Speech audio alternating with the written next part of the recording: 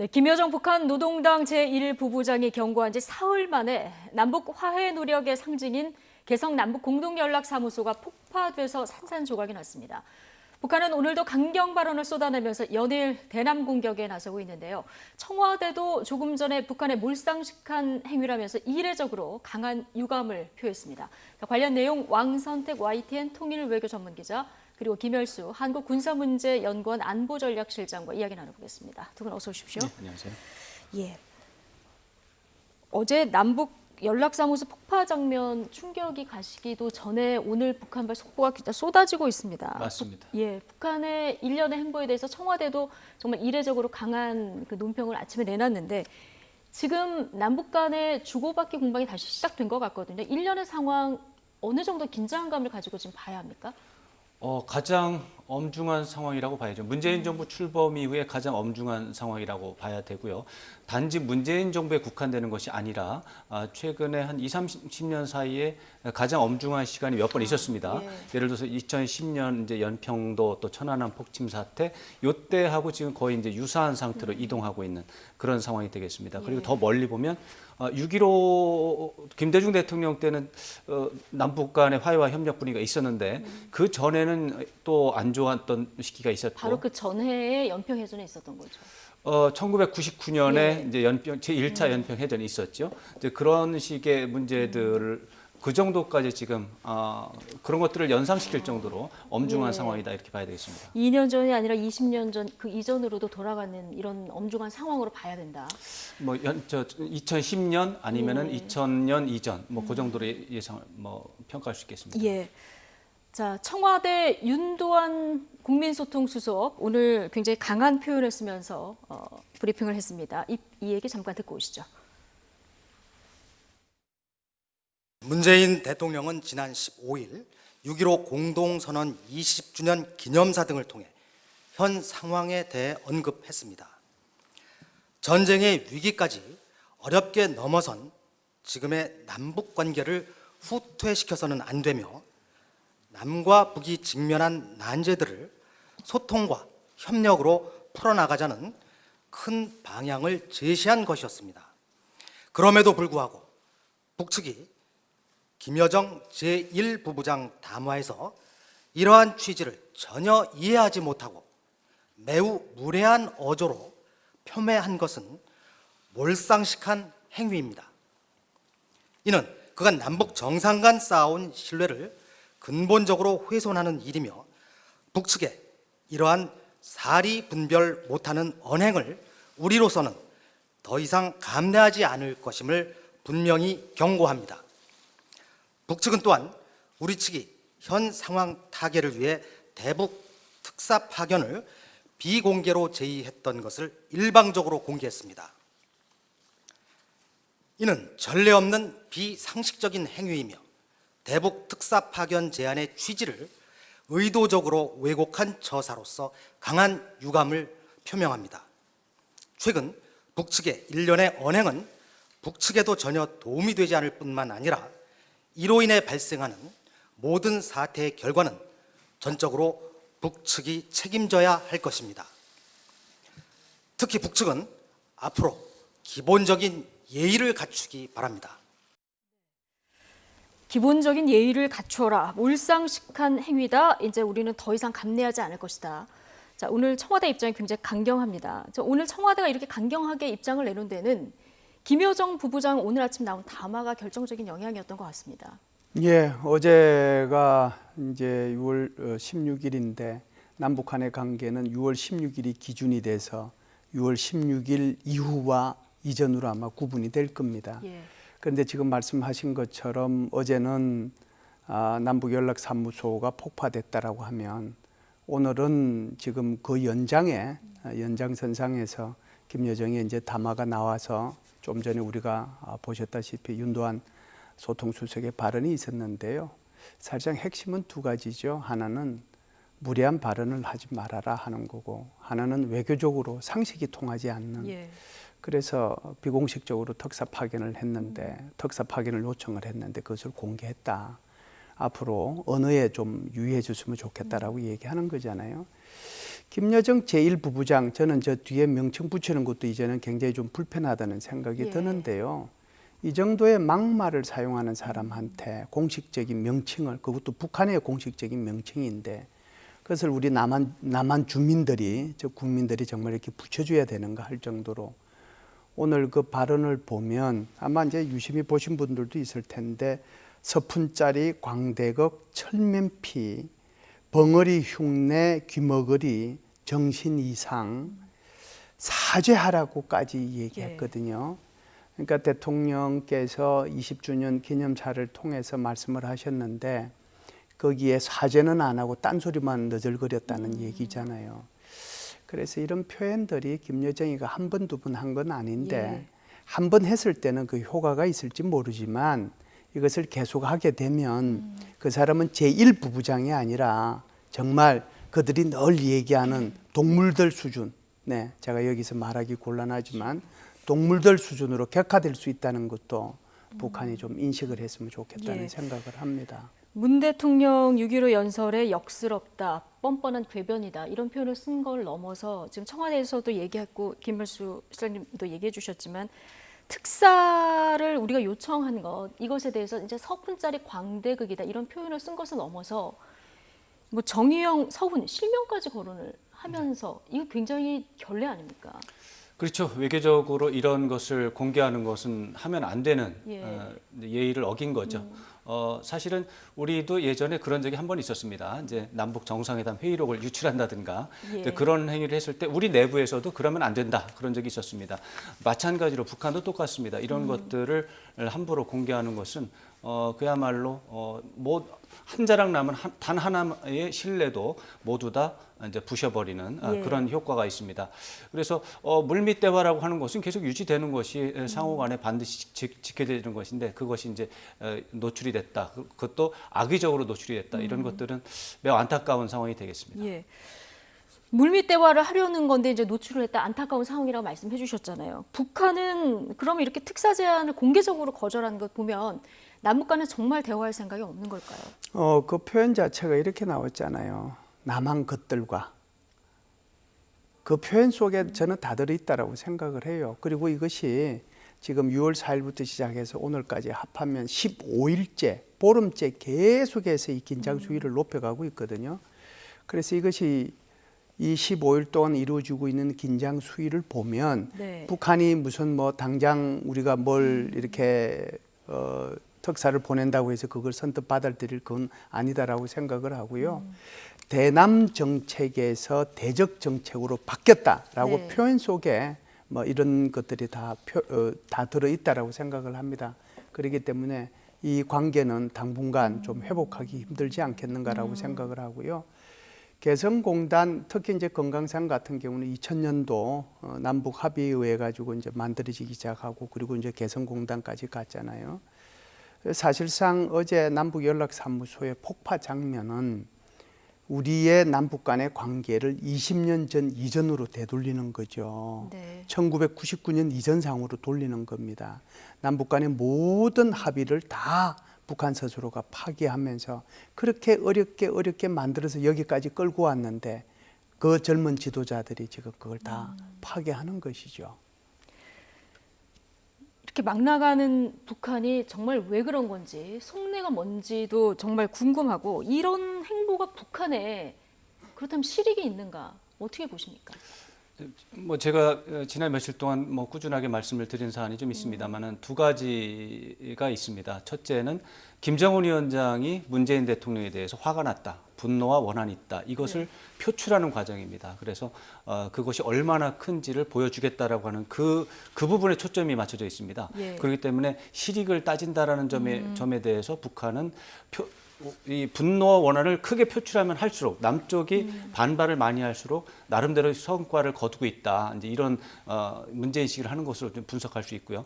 또 그 다음에 두 번째 포인트는 그 결과 남쪽이 대북 정책을 변경을 해서 네. 북한이 원하는 대로 김정은 위원장이 원하는 대로 움직여지기를 바라는 것이죠. 그것이 이제 뭐 두 번째 포인트라고 볼 수 있는데 근데 지금 우리가 당장은 대북 관계를 남한 스스로 하고 싶어도 걸려 있는 게 많고 운신의 폭이 넓지 않다는 걸 북한도 알고 있잖아요. 그런 게 있지만 예. 그럼에도 불구하고 북한의 개선법에 따르면 북한의 주장에 따르면 문재인 대통령이 남북관계 개선에 대한 의지가 말한 거에 비해서 작고 또 말한 거에 비해서 역량이 안 된다. 그렇기 때문에 그동안 자신과 남북 정상회담 3차례 하면서 얘기했던 예. 그 많은 것들에 대해서 문재인 대통령이 소극적이다라고 하는 주장을 하면서 그 부분에 대해서 이제 화를 내는 겁니다. 화를 냈는데 남쪽이 그 부분에 대해서 잘 반응을 안 한다고 보고 예. 지금 불만을 표출하는 거기 때문에 실익이라는 말씀을 쓰셨지만 실익은 남한이 반발할수록 북쪽에서는 실익이 크다고 볼 수 있습니다. 지금 당장은. 그렇군요. 그러면 하노이 노딜 이후에 비핵화 협상도 지금 지지부진하고요. 남북 관계도 지금 스스로 할 수 있는 게 아무것도 없고 이런 불만이 쌓인 걸 좀 표출하는 것이다. 이렇게 보면 될까요? 이건요. 그러니까 하노이 노딜 회담이 되고 난 뒤에 지금 이제 6월이니까 1년 4개월 지났잖아요. 1년 4개월이 지나면서 모든 남북 관계가 이미 차단이 돼 있었잖아요. 심지어 NGO조차도 못 만나게 했으니까. 여기에 코로나 사태까지 이제 덮쳤으니까 더 하긴 하죠. 그런데 북한이요. 저는 이렇게 하면 안 돼요. 왜 그러냐면 우리 대통령께서 1월 달에 소위 말해서 신년 기자회견을 할 때 그때 다 남북 관계에 대해서 말씀하셨잖아요. 3.1절 기념사에서도 또 말씀을 하셨어요. 4월 27일 판문점 선언 2주년 할 때도 또 말씀을 하셨어요. 그 말씀의 핵심 내용을 보면 우리가 할 수 있는 거 있다. 예. 그게 이제 보건도 있을 수 있고 방역도 있을 수 있는 거고 또 무슨 뭐 인도주의적인 차원에서 뭐 할 수 있는 것도 있는 거고 또 우리 개별 관광 그것도 이제 할 수 있는 거고 남북 철도 그거 우리 저기 주문진에서 제진까지 그거 착공식도 했잖아요. 이런 것들을 통해서 우리가 제재의 틀 속에서 할 수 있는 것들도 있고 또 제재를 일부 양보받아서 우리 그전에도 이제 그런 적이 있으니까 유엔 안보리 제재위원회로부터 양해를 받으면 할 수 있는 것들도 있다. 이거 하자. 여기에 북한이 단 한마디라도 대응을 했냐고요. 그 몇 개월을 6개월을 그냥 보내놓고 지금 와서 대북전단 가지고 얘기하는데요. 제가 볼 때는 북한이 얘기하는 대북전단은 조금 빌미지 대북전단 때문은 절대로 아니에요. 이것이 길게 보면 1년 4개월이 그냥 온 거고요. 예. 짧게 보면 올해 들어서도 지금까지 우리 정부에서 그렇게 제안을 하고 대통령께서 그렇게 고민해서 얘기했음에도 불구하고 북한이 한 번도 반응하고 있지 않다가 갑자기 지금 이렇게 하는 거거든요. 다른 이유가 있는 거죠. 뭐 어떤 이유가 가장 크다고 보시죠? 길어지는데요. 제일 큰 거는 북한 내부의 문제가 있어요. 북한 내부의 문제도 두 가지거든요. 제일 큰 것이 경제 문제죠. 경제 문제는 그러다 보니까 이제 주민들이 불만이 많은데요. 사실상 북한한테 가해지고 있는 유엔 제재가 11개예요. 그러다 보니까 북한 수출의 90%가 막혀 있는 거고요. 그러다 보니까 2016년도에 북한과 중국 사이에 그나마 한 60억 불 정도의 뭐 교역이 있었는데 2019년도에 2억 불이었어요.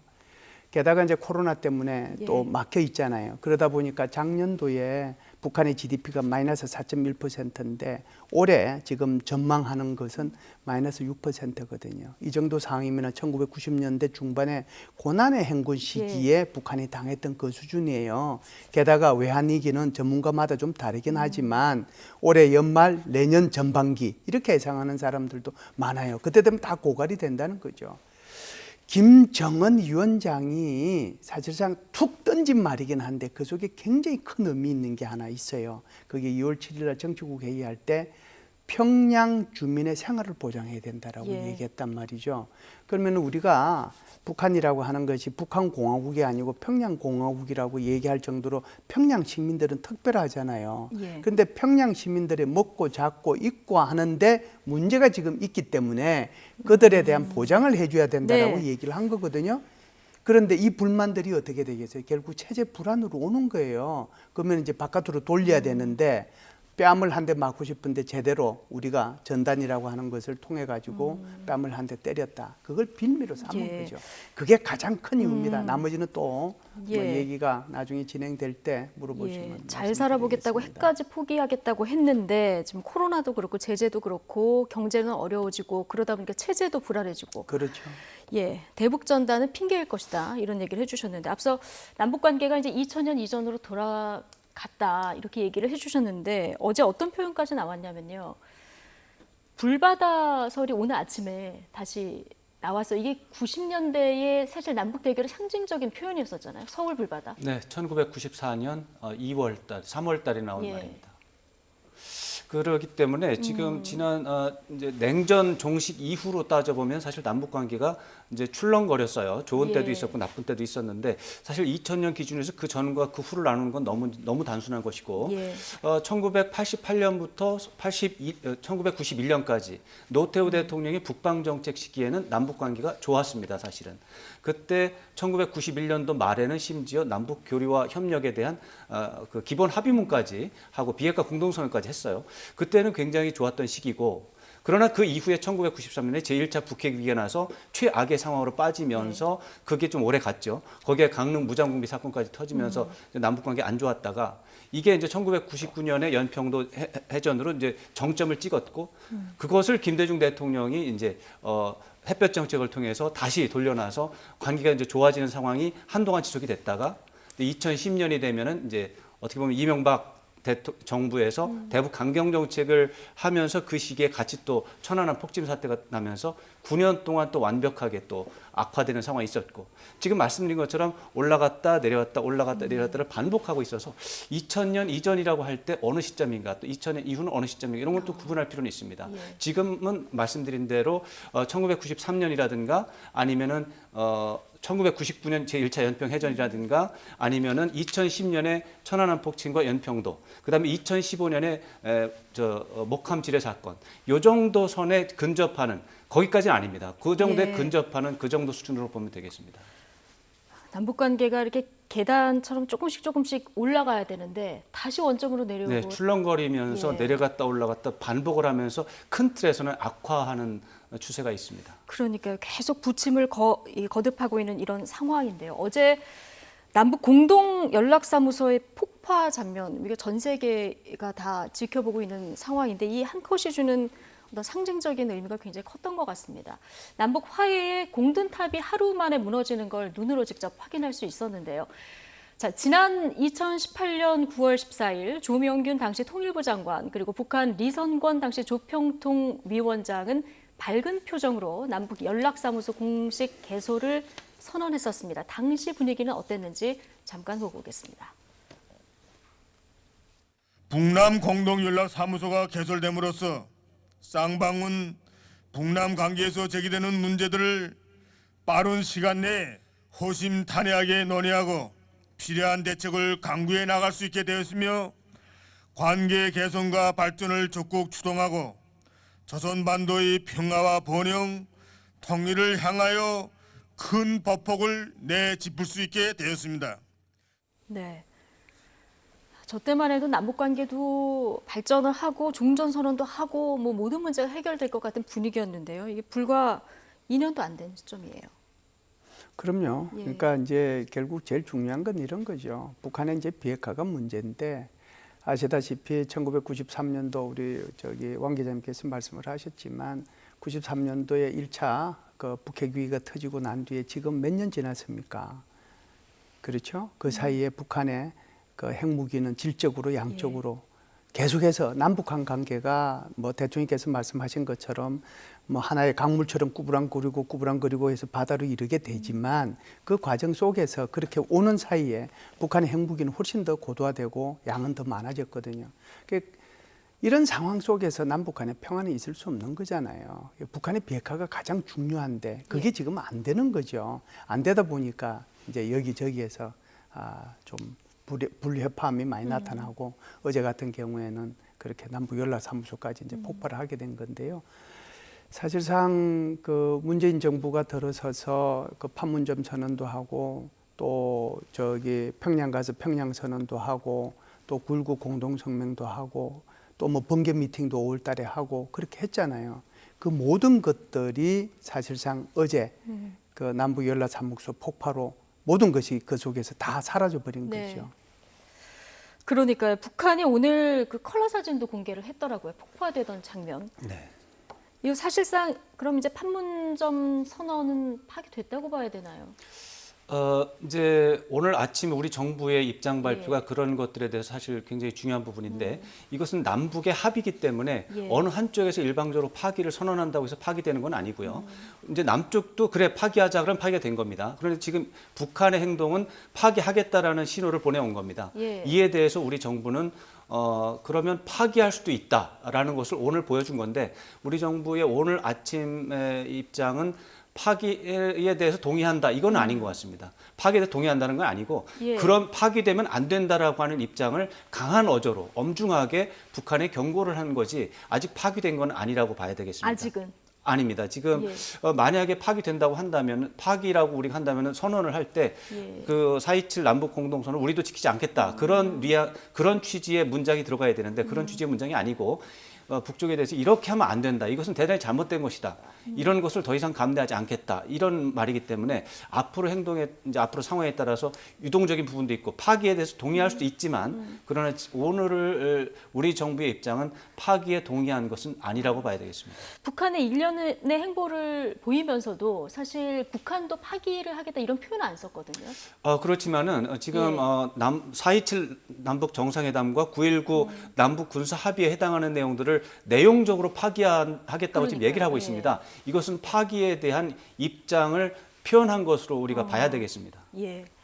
이 남북 공동 연락 사무소 이거 북한 땅에 지어진 건물이긴 한데 사실 우리 국민들의 세금이 들어간 건물 아니겠습니까? 그렇죠. 우리의 뭐 혈세가 들어간 거죠. 그래서 이제 계산하는 것에 따라서 좀 다르더라고요. 왜 어떤 데는 뭐 몇십억, 어떤 데는 뭐 170억, 또 어떤 거는 운영비까지 합하면 710억 이런 식으로 얘기를 하는데요. 제가 볼 때는 북한 땅이지만 우리의 혈세가 들어간 건 맞아요. 그런데 그것이 이제 100억이냐, 50억이냐, 700억이냐 하는 것은 전 중요하지 않다라고 생각을 합니다. 왜 그러냐면 우리가 그동안 공들여서 쌓은 것이 한꺼번에 날아갔는데 그걸 돈으로 계산할 수 있는 건 아니거든요. 만일 돈 가지고 북한하고 우리가 거래를 하고 생각을 한다라고 하면 우리가 지금 북한한테 차관 줘서 못 받은 게 지금 돈 한두 푼이에요.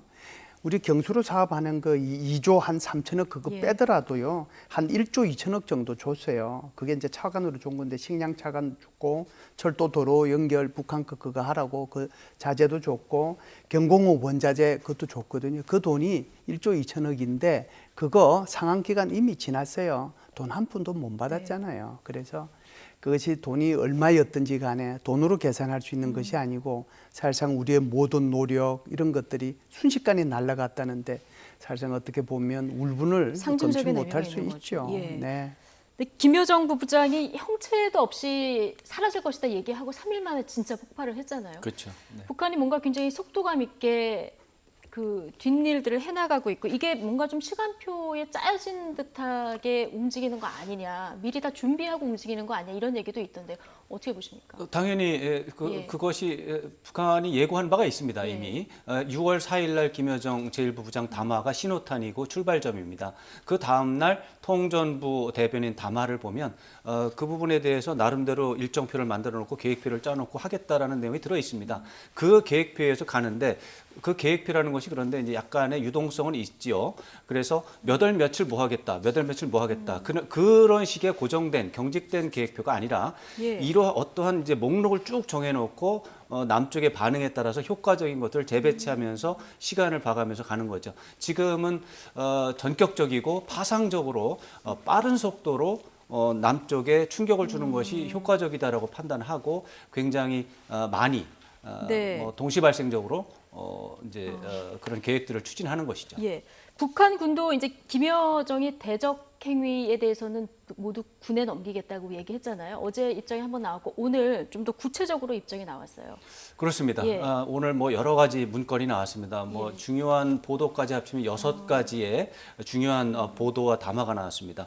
보도 논평은 3가지고 담화는 3가지인데 김여정 담화, 총참모부 담화, 그다음에 통전부 장금철 통전부장의 담화 이렇게 3개가 나와 있는데 각각의 특성들이 다 있지만 여하튼간에 모든 것이 다 어제 우리 정부의 이제 NSC의 결과 발표, 강력한 유감 발표에 대한 반응이라고 봐야 되겠고 이제 말씀드린 것처럼 파상적이고 전격적으로 더 심리적인 충격을 안 주는 게 유리하다고 판단한 결과로 봐야 되겠습니다. 예. 내용을 하나씩 조금 많은데 좀 중요한 것만 보겠습니다. 일단 금강산과 개성공단에 군부대를 재배치할 것이다. 이런 얘기를 했습니다.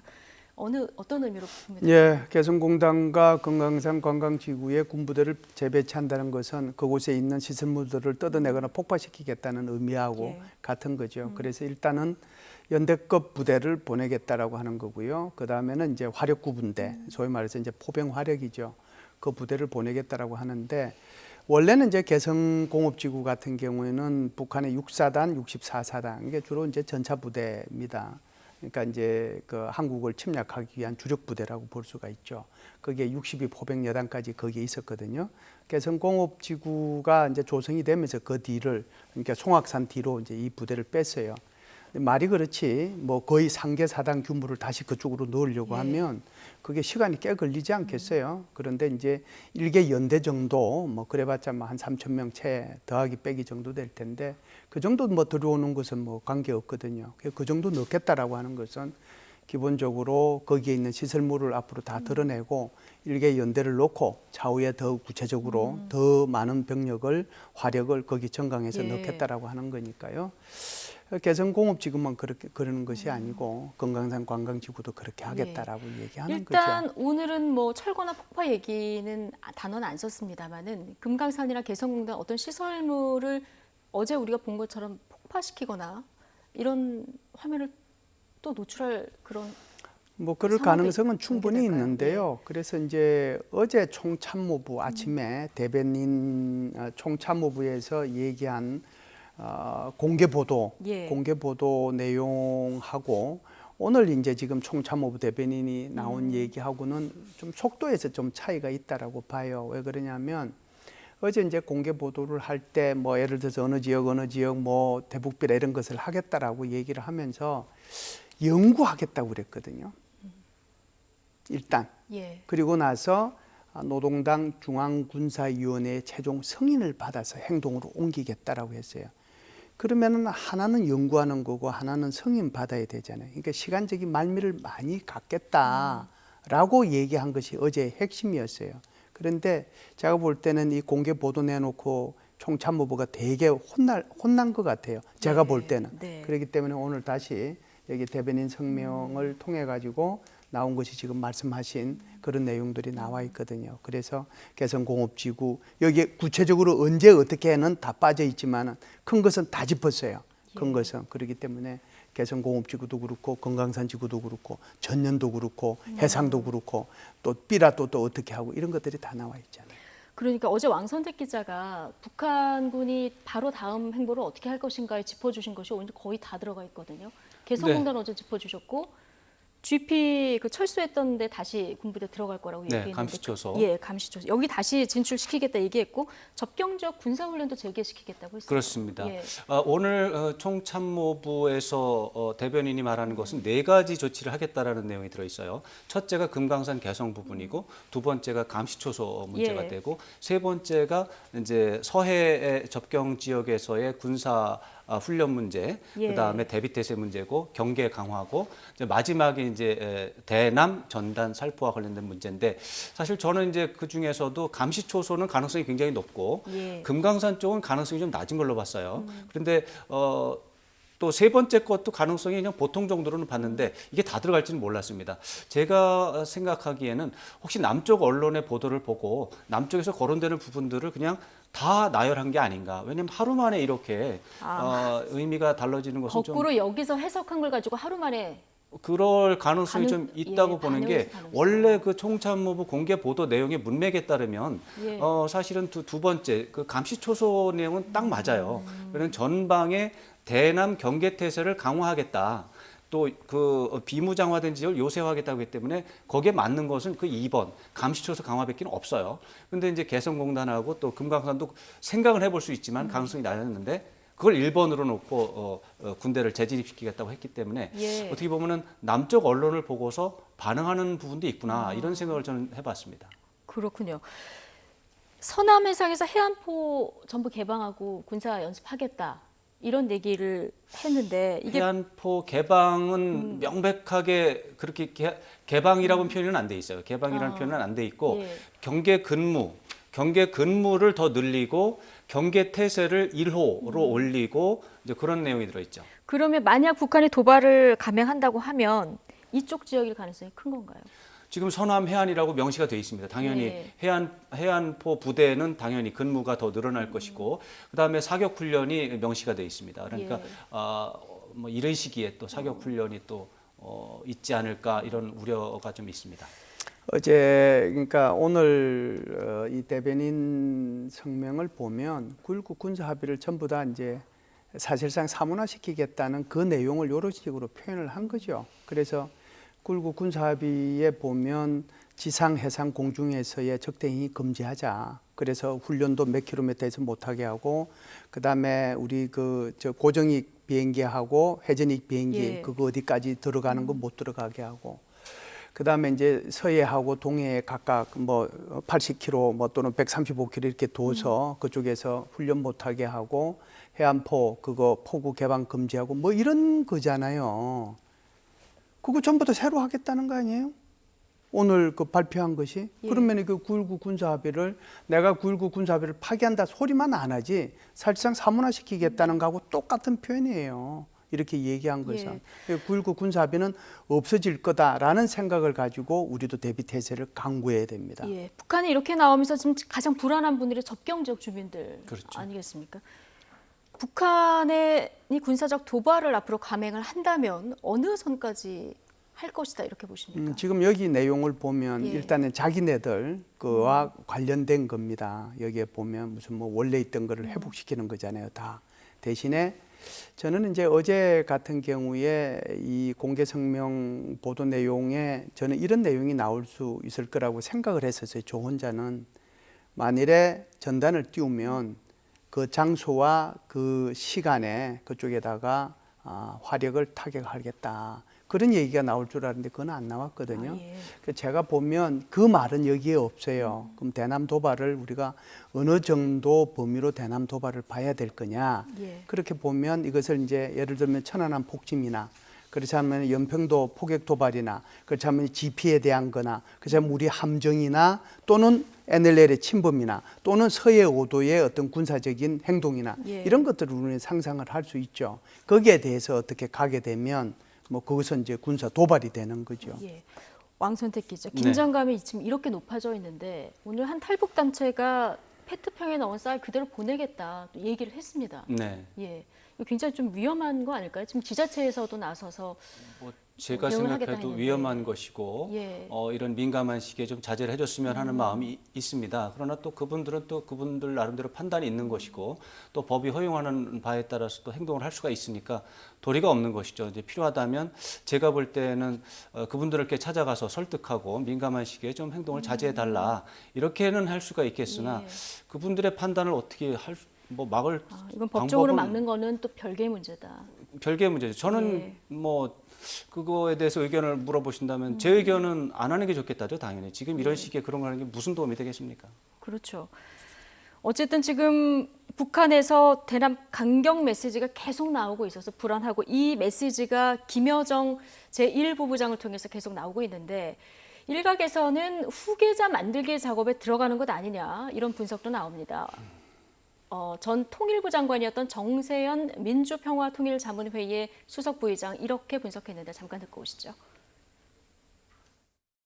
유엔 대북 제재라기보다는 지금 코로나 상황까지 겹치면서 금년 말까지 끝내야 되는 여러 가지 경제 발전 목표가 하나도 지금 달성이 안 되니까 북한 주민들로부터 그 김정은을 비롯한 지도부에 대한 불만이 솔솔 나오기 시작하는 것 같아요.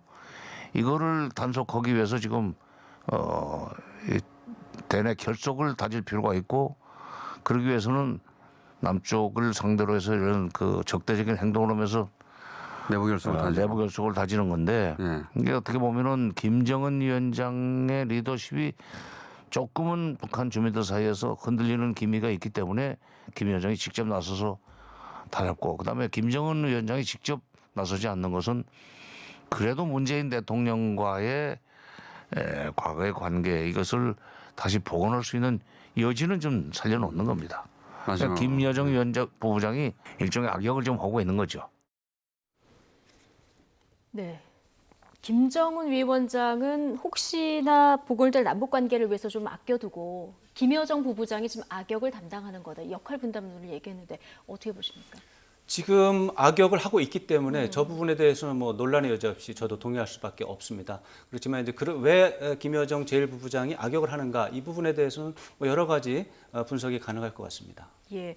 이거 말고도 지금 일련의 여러 가지가 김여정을 후계자로 만들기 위한 작업이 아니냐. 사실 후계자로 올라가기 위해서는 군을 통수해야 되는데 군과 연계된 이런 행보들이 나오다 보니까 이런 얘기가 나오는데 이 부분은 어떻게 보세요? 예, 그 부분은 뭐 저는 동의하는 편입니다. 왜 그러냐면 제가 아까 이제 북한이 왜 이런 시기에 이런 도발을 하고 남북 관계를 바탕으로 가느냐 그 이유가 크게 세 가지라고 그러는데 내부 문제가 두 가지인데 하나는 예. 이제 얘기했고 그 또 하나의 문제가 바로 이 부분이거든요. 이게 이제 후계자 문제하고 직접적으로 좀 관련이 있지 않느냐라고 생각을 합니다. 예. 사실상 김여정을 등장시켜서 김여정이 표현하는 것을 지시라고 이렇게 얘기를 해요. 그런데 북한에서는 지시라는 표현을 쓸 수 있는 사람은 오로지 김정은 위원장밖에 없습니다. 그래서 이걸 김정은 위원장의 반열에 올렸다라고 보는 거고요. 두 번째는 당 중앙이라는 표현을 써요. 김여정한테. 원래 당 중앙이라는 표현은 후계자한테 김정일이가 후계자가 될 때 김정은이 후계자가 될 때 예. 그때 쓴 표현이 당 중앙이라는 표현이거든요. 그래서 당 중앙이라는 표현이 등장했다라고 하는 거고요.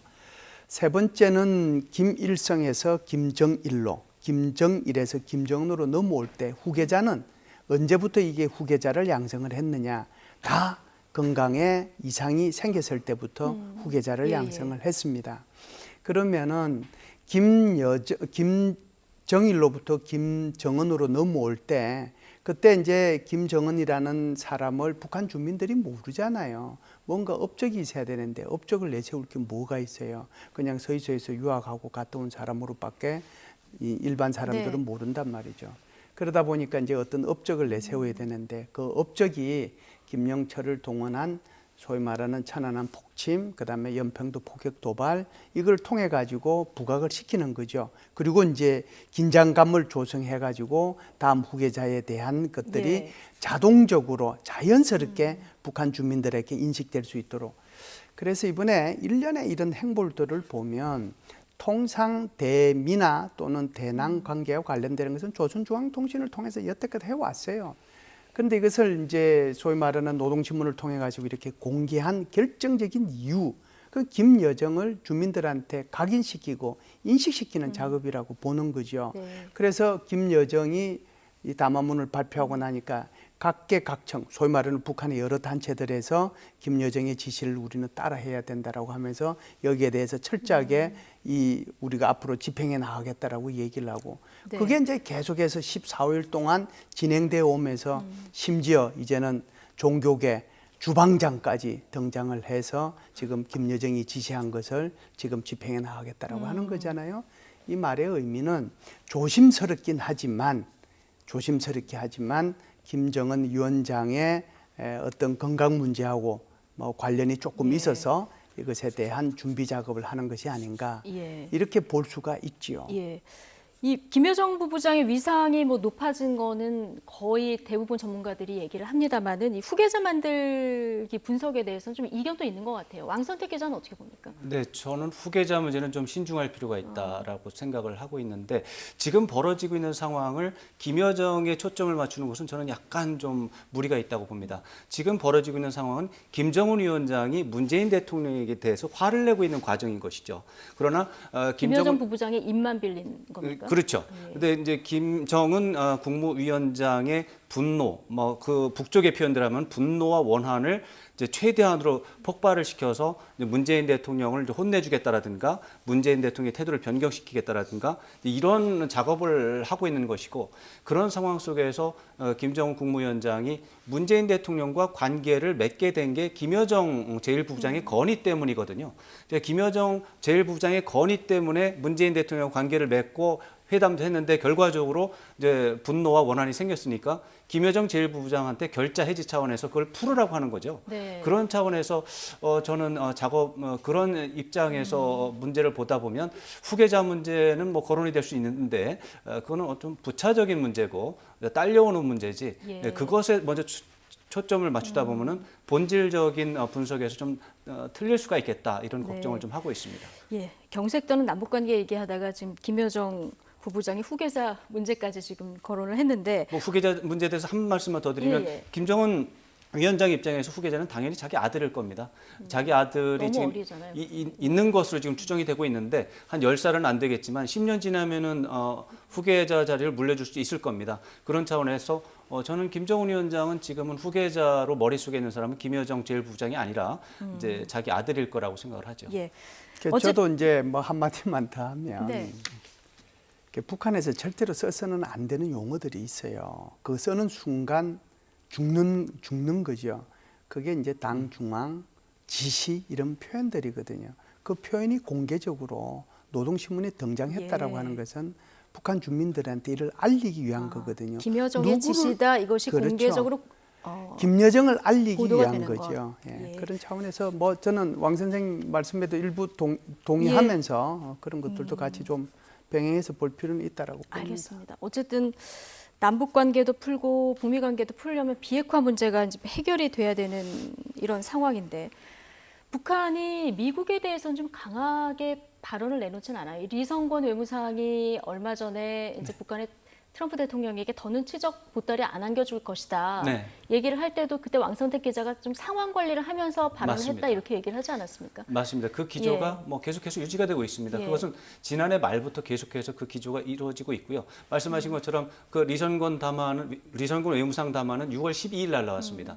그 담화 내용을 보면은 처음부터 끝까지 미국을 자극하지 않겠다라고 하는 그런 지침이 반영된 글이 되겠습니다. 그런 차원에서 지금 벌이고 있는 대북 전단과 관련한 이 긴장 조성 문제는 명백히 남북 관계로 국한시켜서 몰고 가겠다라고 하는 의도를 보여주고 있기 때문에 여지는 남겨두고 있다. 네, 미국 쪽은 안 건드리겠다라고 하는 거죠. 그 미국 쪽하고는 어떻게 할지는 나중에 예. 계산을 다시 하겠죠. 네. 그러나 지금 벌어지는 상황은 정확하게 남쪽, 그 중에서도 문재인 대통령에게 집중돼 있다. 이런 것은 예. 지금으로 와서는 거의 명확한 것이 되겠습니다. 예, 중국은 굉장히 원론적인 입장, 뭐 예상했던 반응이 나왔더라고요. 그런데 최근에 그 중국하고 북경 접경적인 단둥에서 뭔가 중국 교역 모습이 포착되기도 하는 이런 보도가 한 언론사에 의해서 이제 화면에 보이기도 했는데 북한이 이런 행동을 지금 중국과는 교감을 하고 있을까? 아니면 트럼프 대통령 재선 가능성이 떨어지면 한반도 비핵화 문제를 해결하는 데 중국의 역할이 좀 올라갈까? 이 부분 궁금한데 마지막으로 질문 드리겠습니다. 예, 그 뭐 질문은 엄청 커서 대답을 오랫동안 해야 될 텐데 아주 예. 간단하게 말씀을 드리겠습니다. 중국은 지금 북한의 이 한 행위에 대해서 굉장히 기분 나쁘게 생각을 하고 또 이래서는 안 된다라고 생각을 합니다. 왜 그러냐면 지금 미국과 중국 사이에 사실상 뭐 거의 신냉전이 진행이 된다고 해도 과언이 아닐 정도잖아요. 홍콩 문제 있죠. 대만 문제 있죠. 코로나 문제 다시 또 터져서 되고 있죠. 이런 상황 속에서 한반도에서 남북 관계가 정말 이 그 중국의 대한반도 정책의 첫 번째가 부전인데 전쟁이 네. 안 일어나는 거고 두 번째가 비핵화인데 지금 여기서 이런 이제 상황으로 가게 되면 중국이 좋아할 리가 없는 거죠. 그렇기 때문에 어제 중국 대변인 성명을 잘 보면 이런 일이 일어나지 않도록 관리 잘해라라고 하는 그 표현이 그 속에 들어있는 거죠. 예. 미국과 중국의 입장까지 이제 껴 있어서 네. 정말 풀기 어려운 정말 고차원의 함수인데 뭔가 지금 상황에서 굉장히 답답한데 뭔가 물밑 작업이라도 조금 진행이 돼서 좀 희망적인 소식을 저희가 조만간 좀 전해드릴 수 있으면 좋겠다 이런 희망을 좀 가져보면서 마무리하겠습니다. 자, 왕선택 YTN 통일외교 전문기자 그리고 김열수 한국군사문제연구원 안보전략실장과 이야기 나눠봤습니다. 고맙습니다.